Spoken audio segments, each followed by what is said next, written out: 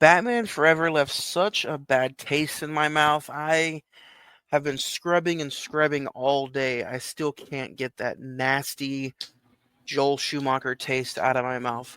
But anyway, you know what they should call the sequel to the film we're talking about today? Instead of the Bone Temple, which comes out 28 weeks in exactly 28 weeks, they should just call it 28 inches later.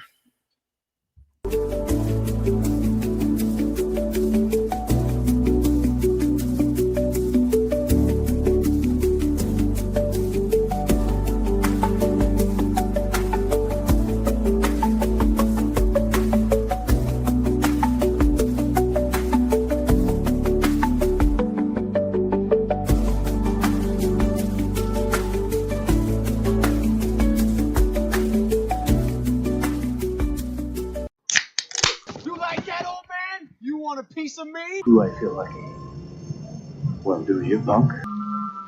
Good morning, Vietnam! I love the smell of napalm in the morning. You're gonna need a bigger boat. I feel the need for speed. I wish I knew how to quit you. Love means never having to say you're sorry. You do. You'll shoot your eye out, kid. Welcome to a new episode of the Cine-Men Movie Podcast. This is episode 354, and this is 28 years later, and that's what we're talking about today. The highly anticipated third part of a so far trilogy in this zombie apocalypse type series. If you guys have not listened to us before, welcome. This is a new episode. I am your host, Juan, and I am joined by the cast, the crew, the infected, Zach. I'm safe. We're good. We're good. Jay. I wouldn't say I'm safe from being infected. Is it just me, or since we talked Batman Forever, it feels like forever ago since we talked about a movie? It does. I've erased that from my mind, so I have no idea what you're talking about. A couple of weeks ago, we went through about a week ago, we went through a traumatic experience where we watched a Batman movie. But I see you've gotten it out of your brain. Good trauma blocking. Yeah, good trauma blocking. It's been a there's a good week, but it has been an exhausting long week. I don't know about you guys. Maybe it's just the fact that the summer heat's wearing down. There's construction literally on every block in this Oklahoma City area. Speaking of Oklahoma City, congratulations to our Oklahoma City Thunder on winning their first NBA World Championship. Hell yeah. So, did either of you go to the parade with the 8 billion other people downtown today? No. Am I insane? I slept through it all. There was over 600,000 people there. There were people popping up tents late last night, yesterday afternoon. Zach, that just sounds like a headache. That sounds like I'm about to enter a 20 years later episode. Did you happen to hit it up today? Zach, do what? What'd you say, Jay? Did you happen to go to it? No. I work downtown, and I kid you not, I had coworkers that literally parked where I parked, which is like in the OU Medical Center area, and walked all the way to that area. So good for them, but this is probably going to be a hot topic, but I don't like parades, and so that really I could just catch the highlights on TV. Seen them? I was there, I guess you'd say, since I've seen them. Zach, was it hard getting to work or from work because of the parade? No, from work, it was typical Tuesday evening. Getting to work really wasn't that bad. I start about 7 o'clock in the morning, so I have to be there about 6:30, 6:45, and you could already tell like the line of cars was out the door and around the corner. But by the time you got through like past the Paycom Center, it really just mellowed out. You could tell people were like parking everywhere, but past Paycom, it was a smooth ride. Yeah, I don't mind going to like venues and concerts and stuff like that. I'll go to stuff like that, but I don't know about especially with what we're going to in today's universe with everything going on politically here in the United States. I'm good. Yeah. Well, and this is not a political podcast, but with everything that happened over the weekend, I was just like, I don't know if a big group of people like that is a good idea.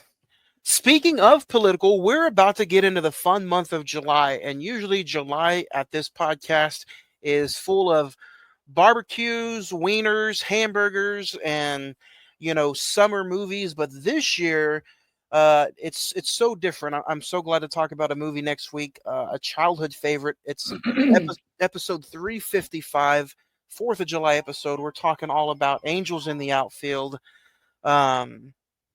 But after that, it is all theatrical releases for the rest of July. Why don't you let them know, Zach, what we're talking about in July? Yeah, July 1st, like Johnny said, we're talking about the childhood classic.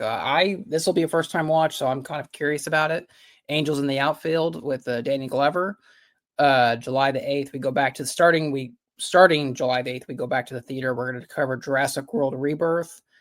July the 15th, we're talking about the new Superman, James Gunn's reboot, I guess you would say, for the DC universe. July 22nd, we're talking about the requel of I Know What You Did Last Summer. And then we end the month of July, July 29th, we talk about Fantastic Four First Steps, our final movie of the Marvel for the rest of the year until I think Doomsday next year. So, and then August 5th. I know. I think we should do Ironheart completely. I think that starts up today, doesn't it? I don't know. I was just trying to be facetious a bit because I've heard nothing but bad about it. So I figured, if you want to have a little bit more Marvel fun, we could go watch Ironheart.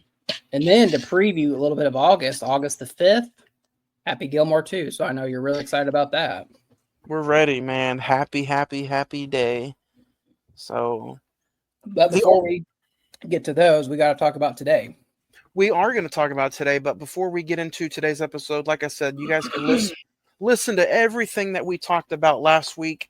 You can get in all the bat fun, the bat humor, and the good, the bad, and the ugly. Last week was Batman Forever, so those links are in our social media. Anywhere you look in the social media, facebook.com/The Cine-Men Movie Podcast. The Instagram is all one word, Cine-Men Movie Podcast. And the Twitter, formerly known, or X, is the Cine-Men 405. And then, of course, you can email us at cinemen921@gmail.com. So go ahead and hop in that mailbox along with other bill collectors and doctors' visits and everything else you can get into. But yeah, so hit us up, listen to some past episodes, like, share, and subscribe on this YouTube page, Spotify, Amazon Music, wherever you listen to. So, and if there's something that we haven't discussed that you've noticed through our library that we haven't discussed yet, and you'd like us, send us your ideas. We're always down to take them. So communicate with us. Yeah, we've even canceled episodes that we originally had planned and reviewed something that the listeners wanted to do. So, by all means, I don't think we're going to do it next week for the 4th of July episode because, gad nabbit, I want to talk a Matthew McConaughey movie that he's only in for 30 seconds. But everybody's got to start somewhere. Yeah, you know what? If there's somebody out there who just really is not interested in the I Still Know What You Did or I Know What You Did Last Summer sequel, that's going to be coming out in theaters, what should we bump that movie with? Is F1 still going to be in the theater? So if there's a movie that anybody wants to just get Predator ripped out of their body, that would be the movie to do it to. So, but guys, let's dig into some recent watches and recommendations. You guys can follow all my recent watches on the Instagram page at Cine-Men Movie Podcast on Instagram. I think I kind of had a slow week. Yeah, this would probably be slow for me. I binged watched 28 Days and 28 Weeks Later. I went and saw The Materialist in theaters, as well as 28 Years Later. I mourned over the thought of Tony this week because I really missed Tony in The Sopranos. So I mourned over that. And then I checked out Straw because so many people were inboxing my messages, my comments, my email. They wanted to get my thoughts on Tyler Perry's latest movie on Netflix. And then I checked out Zach. I think it's because all the pictures you've been sending me, but I watched Jaws today. Oh, nice. Yeah, and God nabbit, I just forgot how great that movie is. Oh yeah. Do you want to I do you want to preview what we might have in store later this year? Yeah, it's going to be an episode in August. It's now going to be the only second movie that we've ever done a revisited episode on. The first being Psycho. So in August we're going to talk about Jaws, but it has been. And here's a little thing for you guys right now for that episode. It'll be a first time watch for me. You've never seen Jaws, Jay? I've never seen Jaws. There's just been, and I don't know what it is. It's just one of those movies I've always put off. It's not that I don't want to see it. It's just been one of those that I've just put off. Like, yeah, it's Jaws. Okay, cool, whatever. Well, I think it'll be the perfect first time watch because I think we're going to go see it in theaters together. Oh, Yep. that sounds very cool. Yeah, so The way it was intended. Yeah, they're going to Yeah. they're going to re-release it for its 50th anniversary. So I think that's what we're going to do, and it'll be either a week 3 or week 4 episode for August. Awesome. Let's see. Hey, I can handle that. So, but yeah, if I listen every day in the life of any American right now, or not just any American, but any person in this world is a struggle. And my review and my thoughts for Straw is, I gotta applaud Tyler Perry for trying to put a original film together to, whether you want to call it a cultural film, a historical background film, I don't care what you want to call it. If I'm just looking at it as a movie on my television, I thought it was okay. I gave it a 2.5. I don't think I would have any rewatchability to it whatsoever, just because it's an hour and 45 minutes and it dragged once she got inside the bank. It felt like he was trying to do a falling down version of John Q, if that makes sense. Oh yeah. Okay. And then he wanted to sprinkle in mental abuse, and some other things, but it just Too uh, overwhelming.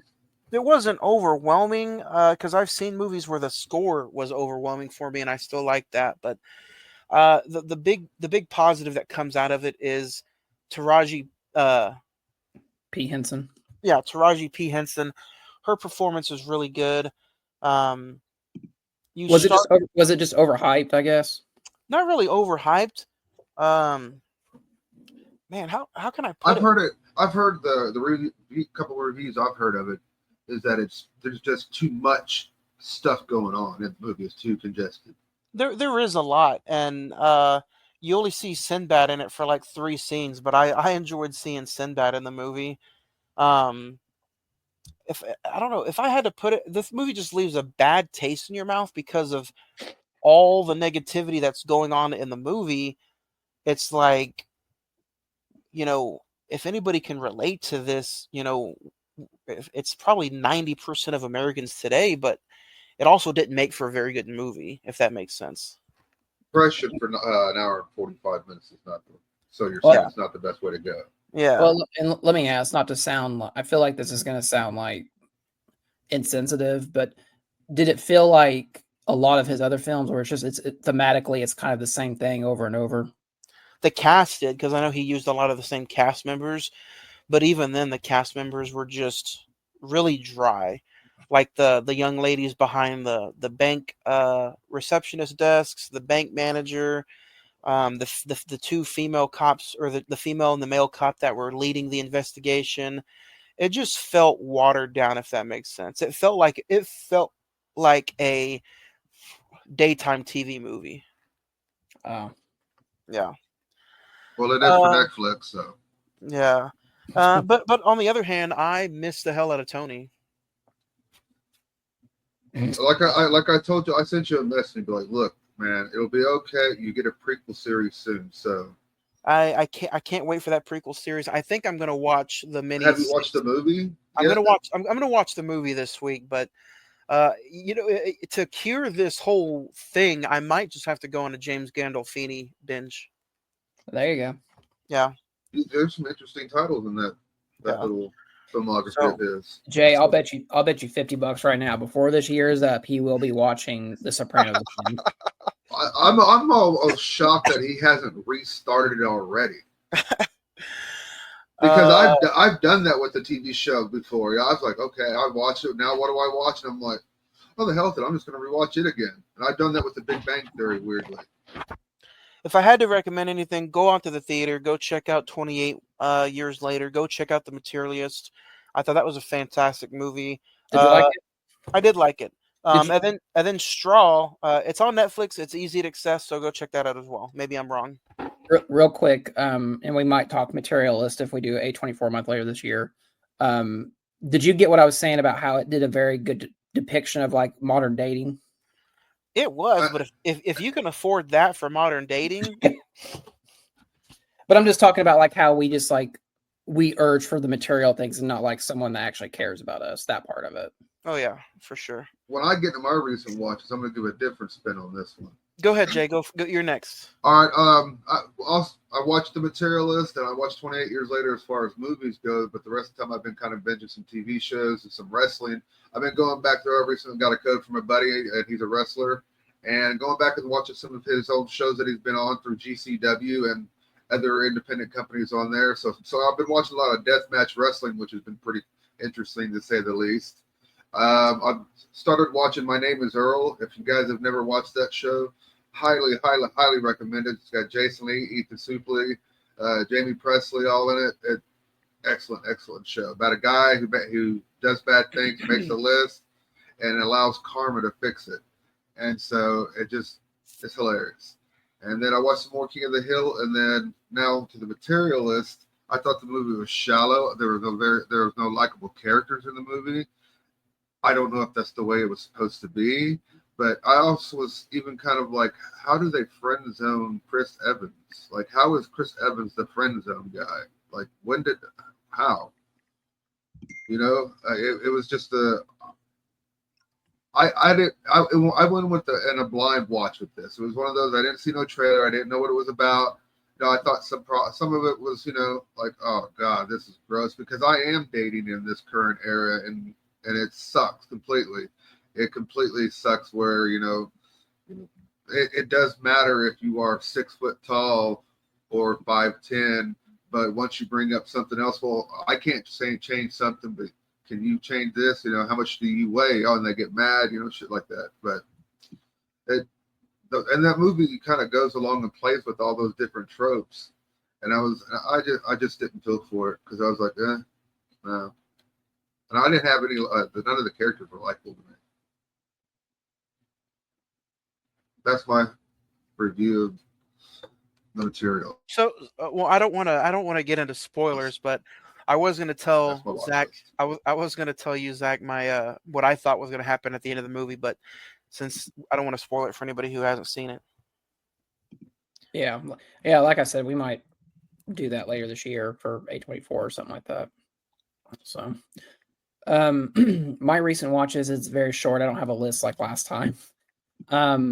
28 years later, obviously, and then my big watch, which I had never seen, and it's celebrating its 20th anniversary this year. Brokeback Mountain. I've never seen it. I've never seen it. My view on this movie, looking back, I think this is a very powerful, well-written, well-directed, well-acted film. The cinematography is great. The score's incredible. And obviously the two performances of Heath Ledger and Jake Gyllenhaal, and even including Anne Hathaway and Michelle Williams. Unfortunately, I think this movie, two things about it. One, I think in the time when it was released and back in 2005, it was the oversimplification of, oh, it's the gay cowboy movie. And people didn't really want to give it the chance that it deserved in the time. And it's incredible how much that film set the tone for queer cinema, essentially, from that point on. And now You're saying if that movie came out today, it'd be much bigger of a hit than it was then. it would have been much more bigger of a hit. And it would have won best. It would have won Best Picture. Honestly, I mean, it got nominated. it did get nominated. A lot of people thought that that was one of the big controversies in the But film. It but lost with to as Crack. many more films out there for the community, would this just be considered a regular, just common thing, if it was made today, Yeah, I agree with that, Jay. I think this would just be like another. Well, we've seen this story before. It's Yes. just, Yes. it'd be one of those situations. Yeah, and back then, I think that's why it's still relevant given the time it was made. Is that I I don't think anyone else could name like a queer type movie back then, and I think that's why its reputation has lasted this long is because it is it's much more than that. It's actually a very really well made movie, honestly, and it really sucks. Anytime I see Heath Ledger in like one of these like really good performances, I was like, God dang it! Like imagine the career he would have had after Dark Knight. I mean, it's really sad to think about. So yeah, those are my two recent watches. 28 years later, go see that in theaters, and then Brokeback Mountain, which I think How'd you see it? I rented it from the library. I think it is streaming. I think it's on Amazon Prime. I think so. I think if you have that, you can see it. And AMC Theaters is having a 20th anniversary showing. I seen on the Regal app that they were having a showing of it at the Warren here in town as well. Yeah, the Warren and AMC they're doing special 20th anniversary showings. So, and that's another one I've never seen. I'm gonna check out the new Daniel Craig movie that came out last year called Queer. yeah. It's a new A24 movie. I'm very interested in seeing that. So You just got that in the mail. Is that correct? I did. Literally. Thanks to a rabid listener. So today let's get into the 28 inches. I mean the meat and potatoes of today's episode. Same We are talking 28 years later. With a IMDb score of 7.2, a Rotten Tomato score of 90%, the Metascore is 76%, and the Letterboxd is a 3.6 out of 5. With a budget of $60 million, opening weekend, it's made a little over $62 million at the box office. A group of survivors of the rage virus live on a small island. When one of the group leaves the island on a mission into the mainland, he discovers secrets, wonders, and horrors that have mutated not only the infected, but other survivors. Starring Jodie Comer, Aaron Taylor Johnson, Ralph Fiennes, Rocco Haynes, Harriet Taylor, and directed by Danny Broyle and written by Alex Garland. I think we've only seen this movie once, so using one small phrase, Jay, you go first. What did you think when the movie was over? Eh. Eh. Yeah, it was one of the cooler things that cooler aspects of the whole thing was I was like it looks gorgeous for being shot on an iPhone. I'll give it that. It looks completely gorgeous. We'll get that out of the way right now. That the movie was shot on an iPhone 15 or 16 Pro, and it looks gorgeous. Which is insane to believe. But story-wise and everything, Zach? Okay. All right. Yeah, I think this movie is incredible. I thoroughly really enjoyed it. I'll probably be the one in between. I thought it was good. I really want to see it on a second take. But if I had to say one word after just a first viewing, I would probably say unique. So, if you guys have not seen this movie 28 years later in theaters, go check it out. We're at 24 minutes and change into the episode. Pause it, go see it, come back, give us a listen, or just listen to it. Listen to us, spoil it. Maybe it'll make you want to go check out 28 years later. So we'll eventually let you in on why that joke is so funny. All right, it is because there is a very large distraction in this movie that plays from halfway through until the end of the movie. a very large distraction. Zach, was Samson your favorite infected? Well, I was going to say the Alpha, but sure. Well, that's his name, Samson. Oh, that's his name. Yeah. Yeah, well, that's what Ralph Fiennes' character names. He's like, I call him Samson. Yeah. Yeah. Should we just get that out of the way real quick? The big distraction is there's just one zombie that is absolutely huge, scary, does some crazy, horrendous stuff that they show you. He like rips skulls. That's like Sub-Zero from Mortal Kombat 1, just grabbing them by the throat, ripping their heads out with their spinal cords. And all you can see is his wang. This dude has one of the hugest members I've ever seen on an actor, and it's just there. It's just like every scene, just this big flopping wang in the wind. It's like, what the, yeah, there it is. I heard it was a prosthetic. Prosthetic or not, man, that was very distracting when he was on screen. It was like watching Watchmen. Quite literally. Speaking of, all forearms aside, did this movie not feel like a Predator movie at some point? In some points, yeah, I would agree with that.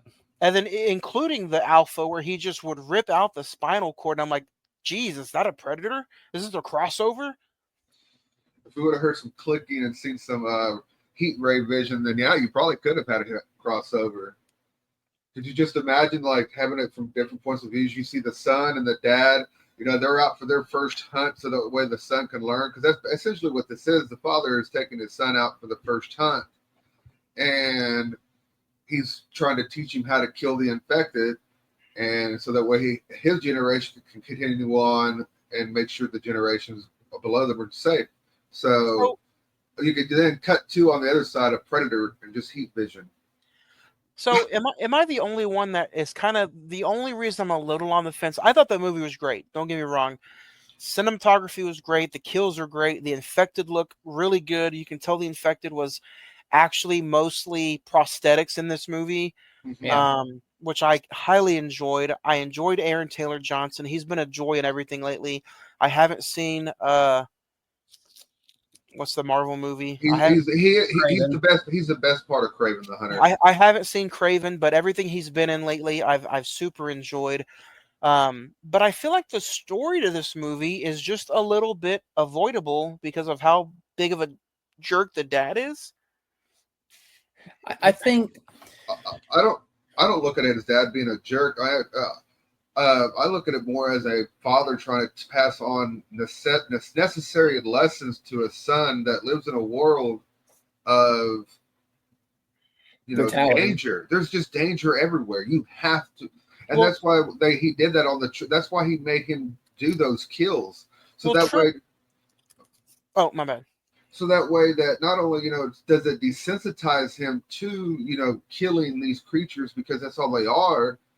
And, still having that human compassion, you can tell that the kid, wants to hold on to something, but the father is not trying to push it out of him because the father has lots of compassion. If you sit there and look and watch it, how he reacts to the situations around the community before they take off and after they get back, he has a lot of compassion. But it's just that he does not. It's zero tolerance when it comes to these creatures. You have to have that policy. He does, and I applaud the character aspect of the father, but at the end of the day, I'm like, everybody was like, oh, he's too young because you're not supposed to go out there till like 13 or 14. I think the kid was 12 or 11. Yeah, he was 12. And then the mom is literally dying, and he's kind of like, let me just risk my son's life too, and take him out there a few years earlier. And then not to mention when they get back from almost dying, he goes around and gets his son drunk and wants to get him drunk and probably trying to get him laid too. He gets laid when he's got a dying wife upstairs. And it's like, all this was just avoidable. It might have happened in a few years, but all this current stuff, at least in the movie, could have been avoided. See, I think the reason I really, really like this movie is because it dealt with, it's a coming of age movie in a post-apocalyptic world, which you don't really get that very often. And I agree with both of your ideas on it. But I think the thing that really pushed me in the direction of really liking this movie is that the character of Spike, who's played by Alfie Williams, I thought he was phenomenal for him to be like his first movie, and he can go up against Aaron Taylor Johnson and Jodie Comer and Ralph Fiennes. Oh yeah. I mean, the father stuff I think was good, but I think I enjoyed the mother stuff even more. There's that emotional tie between, I think you lose compassion for the father when you, like you said, Johnny, when you see him hooking up with the woman in the alleyway. It's just like, oh, so you're one of them, Yeah. even though you have no idea what's wrong with your wife. I look at that whole scene when they get back as a bar mitzvah. You're not, Yeah. because they even do the raising of the chair scenario where they put him in the chair and they raise him up around the room and parade him around. So that's in some Jewish tradition, you become a man then. You're a man, and in that culture, when you're able to go out and produce your first kill, no matter how old you are, you're now a man. So you are allowed to do manly things. Well, and I also think it's like an initiation of this world. Like, you guys are on this, like the British Isles, like that's divided up by the ocean causeway that, which was a cool concept, a very cool concept. The road, it's high tide comes in and the road disappears. And I think, like you said, when at a certain age, they take these kids out and say, okay, we've protected you. You have no idea what came before.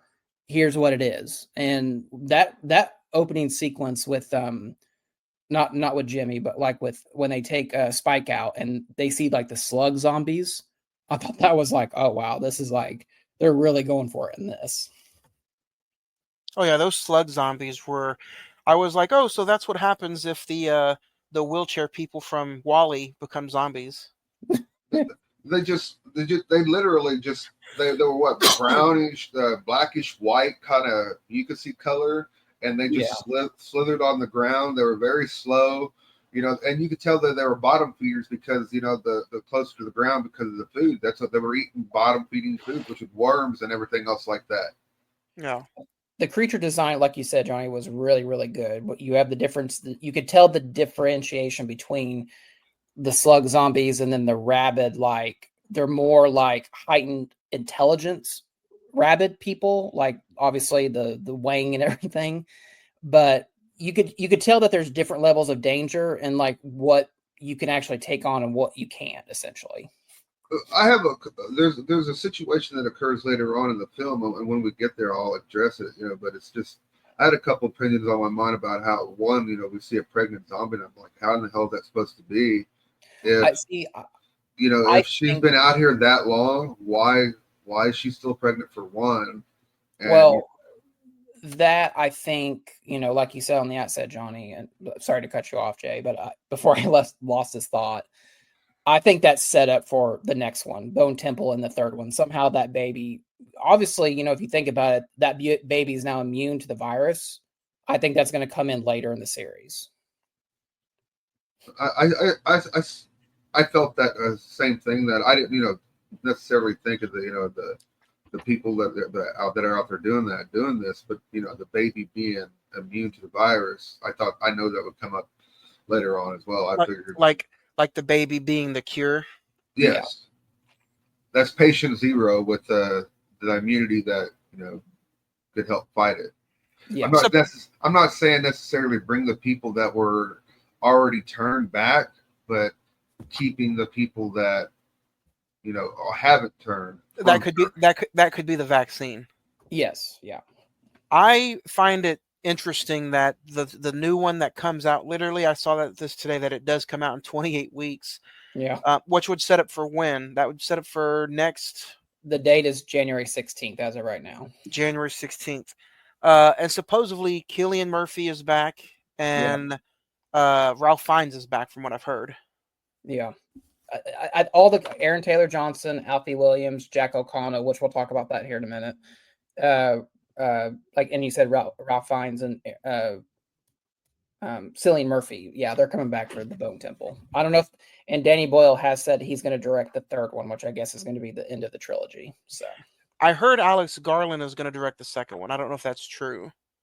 No, the person who's directing the second one, which really makes me nervous, is Nia DaCosta, who did Candyman, the Candyman remake, which I think we all really liked. Oh But yeah. then she did the Marvels. So Well, that's not her fault. Let's remember, Marvel directs those films. We all know that the directors do Sure. not really direct those films.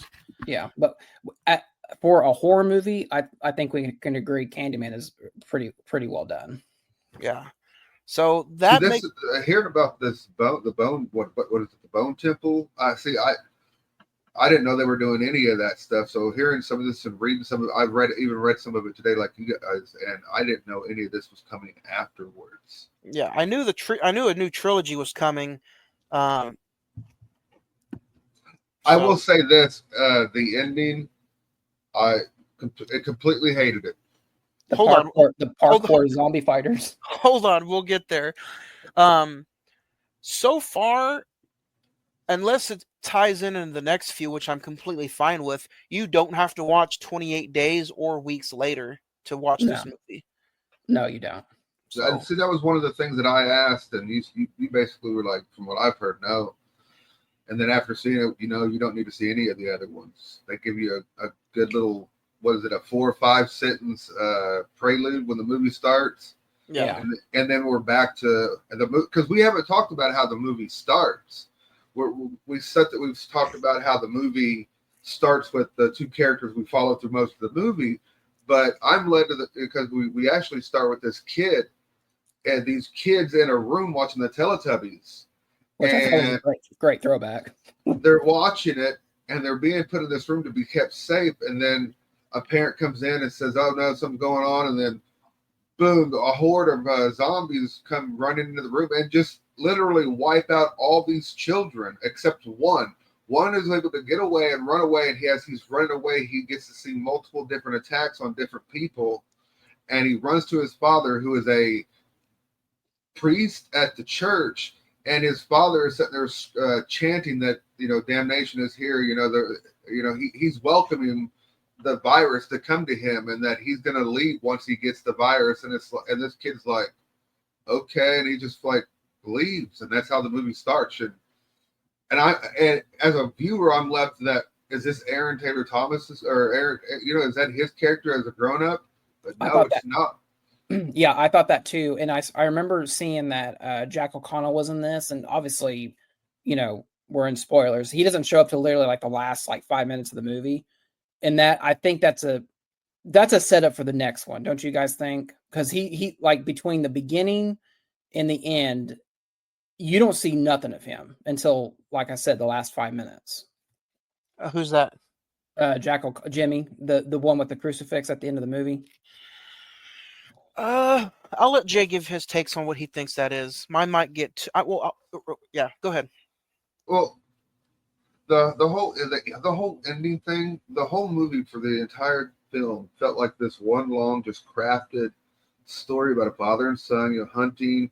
You're shown nothing but primitive fighting techniques, and everything is very primitive when it comes to the hand-to-hand combat, because you're not able to get close to these things. You want to shoot an arrow and do it that way, and then all of a sudden at the very end of the movie, it turns, in my mind, into a Quentin Tarantino movie where you got these badass assassins. They're doing like backflips and taking all these, like, they're using bow sticks and they're taking and chopping off heads and everything, and it's like, what the hell is this? Like, what is this? What just happened? And then whenever everything's said and done, they all sit there and talk to each other in this very weird manner that, from the rest of the movie and everyone you've encountered through the movie, there's nothing that, I don't know. It just So completely different movie. So it is a completely different movie, completely different ending. But can I maybe put the 2 and 2 together? This is at least my thought of it, because there was no explanation towards it, right? We kind of No, get it just a glimpse of what they're doing, of what's coming, because you see Spike kill one of the zombies they left over, when they left him upside down, and the initials were carved in and stuff, or Jimmy was carved in or whatever. But my personal take on it and this might be I might just be way out of the ballpark here, but looking at what were to happen in like an apocalyptic day and time and set, the end of times, everybody has something to look up to, whether it be a higher power. And I think Jimmy is the person who is like, follow me. I am your higher power. Let me save you, and let me be that figure of light, if you will. And I think that's why he's got his apostle like crew, and they go out and they're starting to protect people, and he's trying to build up not necessarily like a church like following, but just like a following. And See, that I agree with completely. and It was the whole action yeah. that went with Oh yeah, that. yeah. The action is what threw me out. The purpose behind, I understand there are cult, followers. Blah, blah, I understand everything you talked about there, but it was the way the action was shot. Especially with his initials being Jimmy Crystal.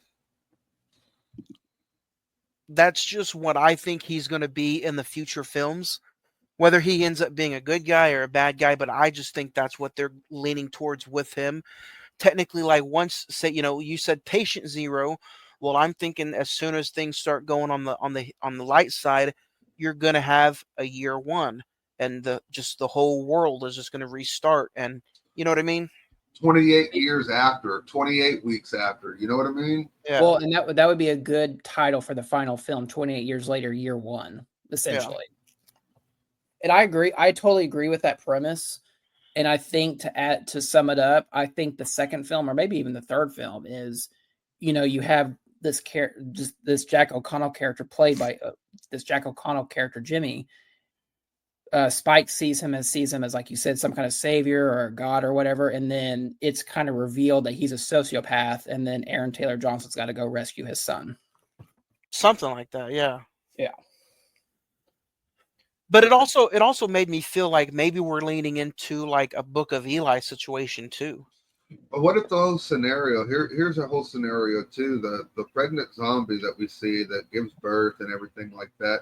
There is a point during that moment where the mother, because at the point in the movie, the mother and son get trapped in a train, and inside this train is a pregnant zombie, and so the mother sits there and helps the pregnant zombie mother, and they have a moment. It's like she doesn't see the primitive, The rabid version of him. Exactly. It's like a mother helping another mother out, and then the baby's born, and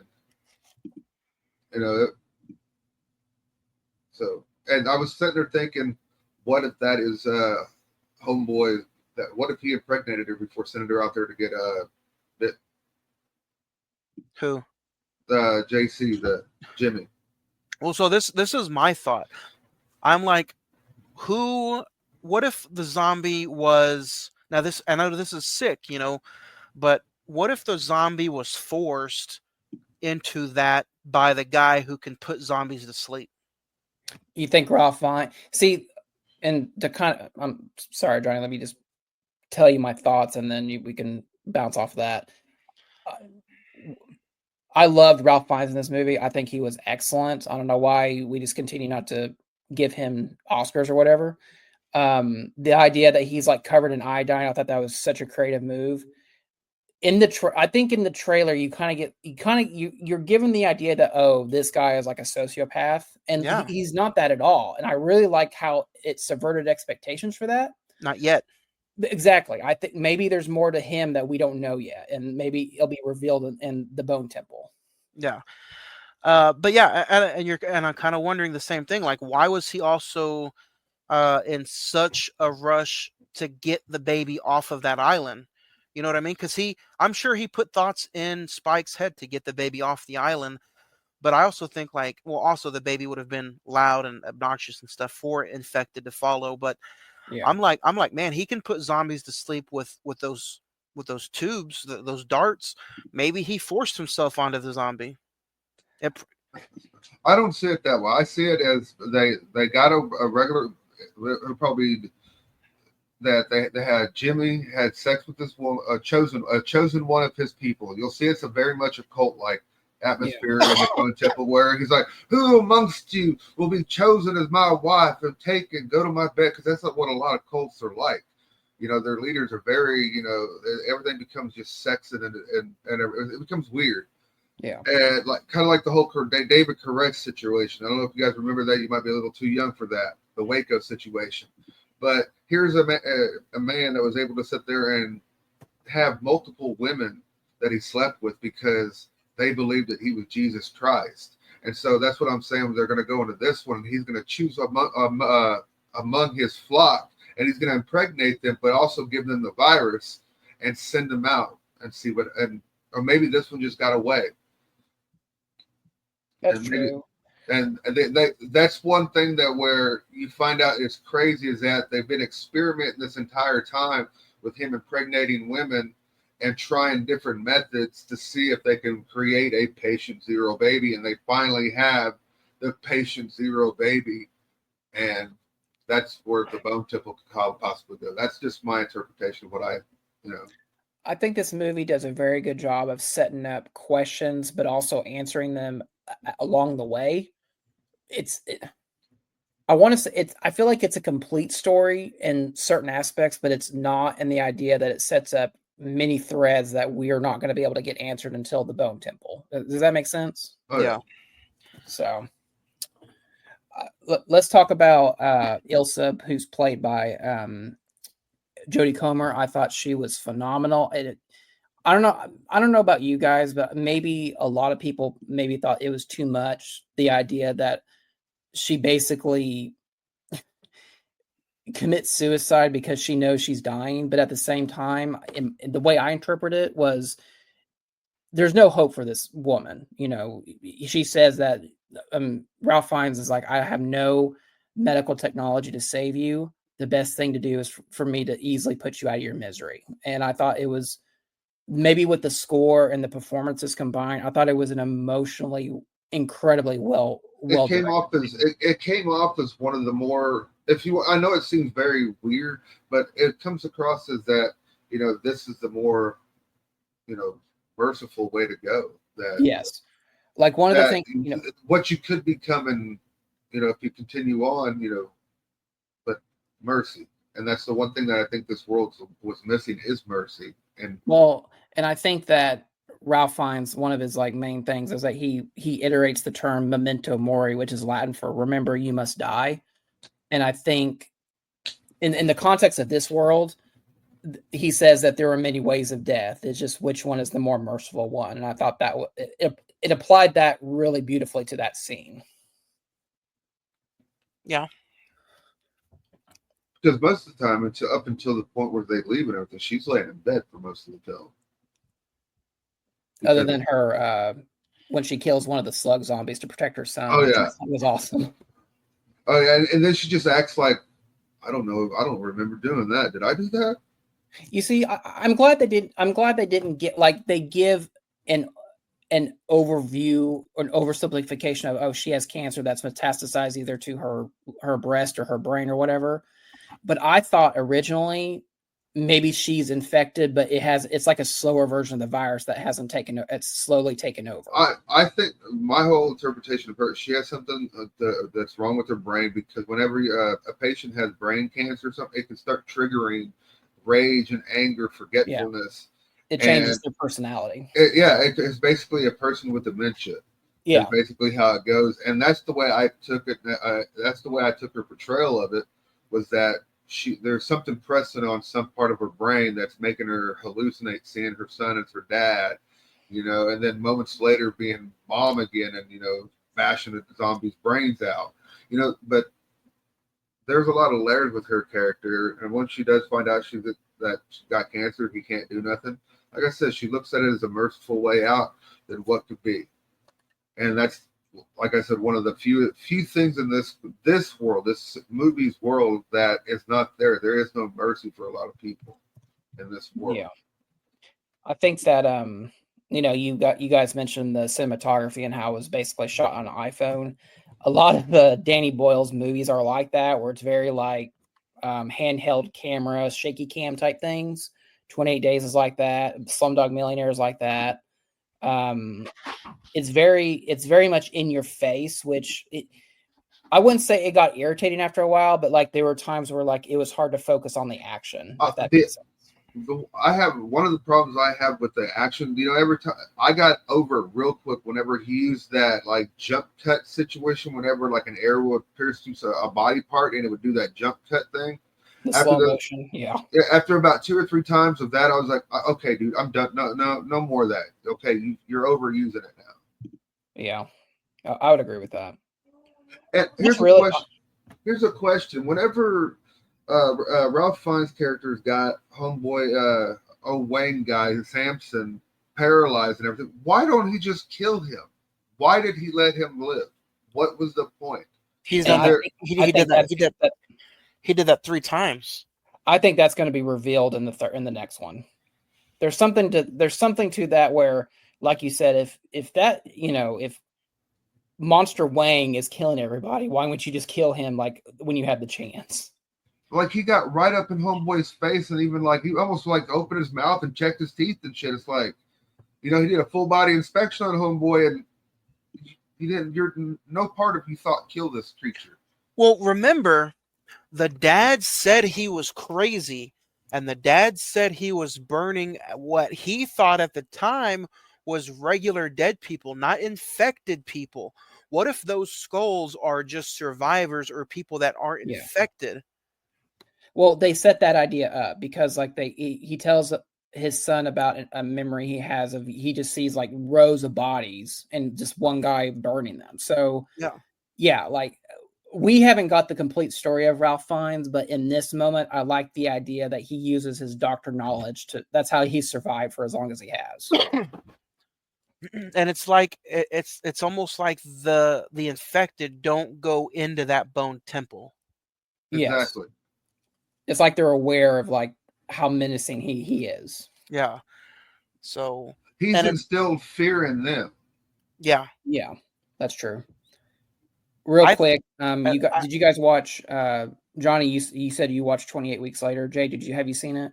I've seen it, but it's been a while. So did you like it, Johnny?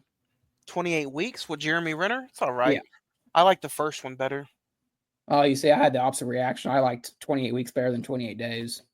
And then I like, if I had to pick out of the 3, 28 Years Later, to me seems like it's the better film. Yeah, I would agree. So I'm glad that, when the trailer dropped, you have it on our poster. Everyone thought that was going to be the zombie Cillian Murphy. And I'm glad that wasn't a thing. It was just kind of like a tease or something. I guarantee it was a slight homage. It had to be in a little bit of like, we got you guys. We got you, huh? Yeah. Because he was an executive producer of this movie. Yeah. And like you said, he's coming back for the next one, so. But at the end of the day, doesn't producer just means he helped, put money up for the film? Finance it. Yeah. Do you guys have a favorite scene that you want to get off your chest? Oh, yeah, I thought the night scenes whenever the father and son were up in the attic because they got trapped up there, or they got trapped up there for the night because they couldn't cross due to the bridge being closed going home. So they had to set up they had that little like. They were perched up and they were looking at all the beauty around them because seriously, there are some gorgeous night shots of like, and I'll get to it in a second. Like you can see off in the distance. That's when we find out who the man at the fire in the distance is. We find that out. That's just, that this is a very pivotal scene because the son is inquisitive and the father, as you could tell, he's given a somewhat a summarized version of what his son should hear version of what's out there. And then whenever what are those antelope? What the hell were those, deer? I thought they were deer. Yeah. Yeah. So whenever they like run past and the cause of their thumping is so loud and heavy that it causes the structure they're in to start to collapse, so they have to run out. I thought that was also a very cool little scene.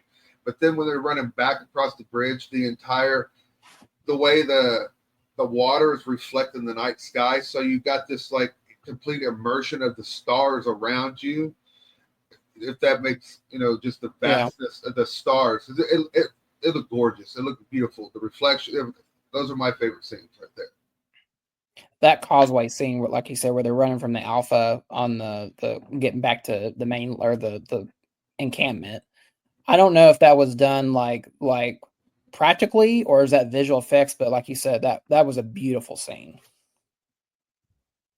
Yeah, I enjoyed the scenes too where they went back and they thought they were safe and the tide was rising and uh Samson was on his way like chasing after him. That was like kind of creepy. Was that the same guy? That wasn't the same Alpha. Yeah, yeah, It it That's was the same alpha. okay. Yeah. Um It's like we he's been hunting them the entire movie. yeah, we can start calling him D Alpha. There you go. But also the way the boy escaped was kind of like, really, if he can do that, y'all just y'all just suck at your job. Yeah, that's true. I really did though enjoy Aaron Taylor Johnson in this movie, even though his character was kind of back and forthish with me. I thought he was really really good. I kind of wish he was more in the movie a little bit. And then the scene where the boy and the mom they find the doctor, and then he spends his last few minutes with his mom. It was a hard scene to watch. I, Um, I the did enjoy watching them sitting there showing how Ralph Fiennes' character does what he does to get the skulls. I loved yeah, when Yeah. they showed that process. That was pretty cool. the pregnant zombie scene was also a really good one, very very intense. And then give you what it take. I enjoyed the JC ending. I thought it was, I was expecting like I was like, oh, is Hit Girl in this, or what's going on, this kick ass ending. I had a few jokes too about Hit Girl, or is this the Malfoys before they go to Hogwarts? Um, This is what they do for their summer in between Hogwarts. yeah. Yes. But I give or take, I enjoyed it. I thought it was different. I'm pretty sure it's left there for different reasons, but for what it was, I thought it was pretty good. I thought it was a good movie. So, those are my favorite scenes. So, Some of my favorite scenes, anything with Ralph Fiennes, I thought was incredible. When obviously the emotional um, sadness of Ilsa basically having to leave her son because of her basically her ultimatum, essentially. I thought that was incredibly well done. Outside of that, um, I agree with you. The train pregnancy scene was really good. Let's see. I'm trying to think of something else that we haven't got to talk about. I guess the first time Spike and Jamie the father go to the mainland and they take on the slug zombies. I thought that was like a great setup for the rest of the movie in tone and what we're going to be dealing with. I also like the hanging zombie scene. There's just so much tension in that scene between father Yeah. and son, and not only between the father and son, but between the zombie that's chained up in front of them. It's trying to get loose and get them. I think that this movie has a lot of rewatchability, which we love that as film fans. It doesn't help the fact that every time I see Alpha Terra, the skull and spine out, I just want to say flawless victory. Right? I was saying like, holy shit, we got some Mortal Kombat up in this shit. All right. But overall, I mean, if you want to do grades or star rating, dude, I freaking love this. I guess maybe it was the theater I was in, or just the environment, or it hit the right tone. Cinematography, performances, the horror, the practical effects, the makeup. It really left me wanting more. And I'll say, we didn't really talk about Jamie or the Jimmy coming back at the end. I was with you guys, the parkour stuff. I was like, oh no, you had something good. But when Jimmy shows up with the crucifix and that's the end of the movie, I thought that was a great cliffhanger and a scene or ending to what could be coming for the Bone Temple. And so, I mean, I may be hyping this up, but I'm gonna give it a 5. It's one of my favorite movies of the year so far. oh man, So, I enjoyed it a lot. I didn't enjoy it that much. Like I said, I think it depends on the rewatchability and how it may hold up. But after my one-time watch, I'm gonna give it a 4. I still think it's a great film. I still think it's an hour 47 minutes. I think it's not dragging too much. At least it didn't to me. Performances, jump scares, everything you said, Zach. So I'm just going to go a little bit below and give it a 4. Jay, what about you? I'm gonna give it a 4 just because the ending to me, that whole kung fu ending, it was absolutely unnecessary. We could have seen him taking him out. I don't know what was it about that ending that just threw me out of the movie and made me like, nope, that was just completely stupid. That right there took a whole point off of the entire thing. But there We're were gonna also find out though. hope maybe after seeing more of what's going on in the next films, I might change my grade to a 5. Be like, oh hell, that was a great introduction. That completely changes the movie. But as of right now, it does not. It made it. The tonal shift is just way too jarring for me in my take. But the rest of the movie, cinematography, acting, everything is just brilliantly done here. And for it to be a zombie movie with a lot of Wayne going on, and it does have a lot of heart though too. It does, yeah. It has a lot going for it. And what we just seen here was the connective tissue that's going to be left leading us into a future of a supposed trilogy, correct? Of the Bone Tipple movies. Yeah. So now we got basically what we got was the official. We got basically about part 1. Yeah. Something else I wanted to talk about before we get out of here. I don't know where you guys saw it at the Warren, right? Up in the balcony. Yeah. Were you guys the only one in that showing? In the balcony? Yeah. There was like one person, 2 people in front of me, and then like maybe 1 or 2 people behind me.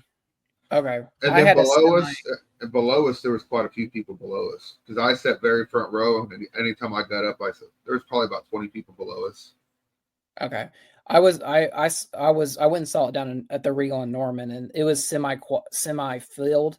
I had 2 or 3 people leave the theater. I think those people had a different idea of what this movie should be, and it's not. I will say, going into this, and we probably should have talked about this. Do not expect World War Z. It's not that type of zombie movie. Well, also, what time did you go see it? I saw it like 3:00, so it was like before the finals or whatever, the final game.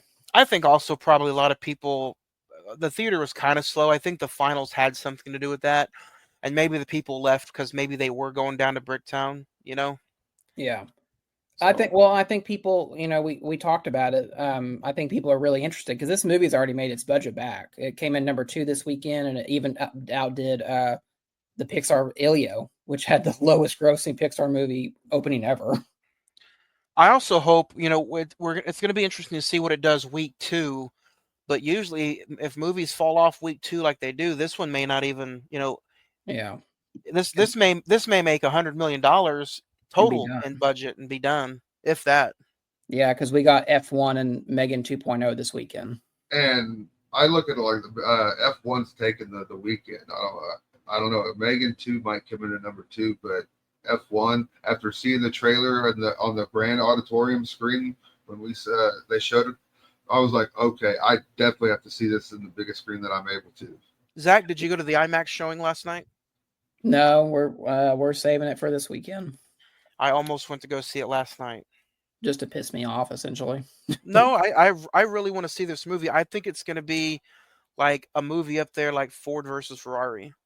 I agree. Yeah, I absolutely enjoyed Ford versus Ferrari. Well, and in return, and in respect to 28 years later, going forward, we have blockbuster after blockbuster. The next week is Jurassic World. After that is Superman, and so, I mean, I agree with you. I think it'll maybe get up to 100 million, and that'll be it. I think, but that's just being generous. I honestly don't see it being top 5 next, or I see it being top 3 hopefully next week. But if the families just take the kids to go see Elio, it may not. You know what I mean? Well, you got to remember that How to Train Your Dragon is out too, and this was its first big weekend. Yeah, that's true. So I think I just don't Lilo and Stitch is still holding super strong. I just don't see 28 weeks later being in the top 2 or 3 next week. Yeah, and that's unfortunate. If it has a good word of mouth, then it might survive a little bit longer. But if not, then which guess what? Listen, go see it. There you go. Listen to us. Yeah. We're very, very good at our job, so you should like listen to us. Yeah. Speaking of things listening to us, what are we talking about next week, Johnny? Next week is the reconnaissance continues, even though he's only in it for a hot dog and a soda. Hell, we might even be able to get away by playing his scene and not get a copyright strike. That's how short that is. He's in it. It's Disney, though, so I doubt it. But Angels in the Outfield next week for the 4th of July episode. Yes, it's July 1st, but why not talk about America's pastime, America's favorite food, and chili The dogs? NFL. Oh, I'm sorry. Baseball. Sorry. Chili dogs are in the movie. But I can't wait. Danny Glover, Tony Danza, Christopher Lloyd, Joseph Gordon-Levitt, and Matthew McConaughey. So also there's a bunch of other actors in the movie. Some Adrian Brody's in the movie. So it's on Disney Plus, I believe. Check it out. Go find it. Angels in the Outfield next week on another new episode of the Cine-Men Movie Podcast.